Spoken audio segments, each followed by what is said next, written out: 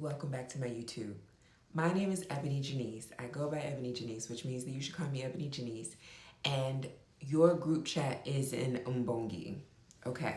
Fridays I talk about Mbongi and alternative imagination. And I want to share something with you that you're probably already doing without knowing what it is. Your group chat, the one with the homies, where you be cutting up and carrying on, is actually in Mbongi. It is a sacred infrastructure, and most of us treat it like it's just texting. But let me remind you what Mbongi is. It is the gathering place, the structure in the village where the community comes together to think out loud, to settle what needs settling, to grieve, to plan, to dream the next thing into being.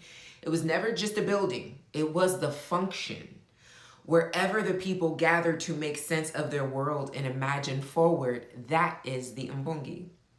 Now look at what actually happens in the text thread.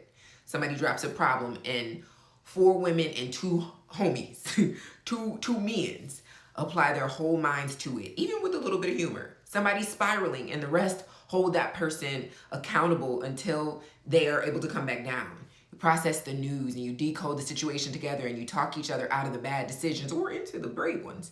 And then you rehearse hard conversations before you have to have them. You imagine out loud the life that you all are trying to build. That is not just chatter. That is exactly the work that Mbongi was built to do.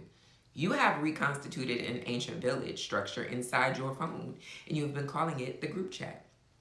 I think this matters more than it may sound like it does, because remember the tradition we come from, the hush harbor. Our people always built the real gathering off to the side of the state sanctioned one. And so because the official spaces were never built to set us free, we had to have spaces like the group chat. And the group chat is absolutely in that lineage. It is the off to the side space, the place where Black folk, particularly for my group chats, the Black women, say the true things that the big house does not want said, where you take the mask all the way off, where you think thoughts you are not allowed to think out loud anywhere else. In my group chat, we sometimes start things by saying, I'm about to be problematic.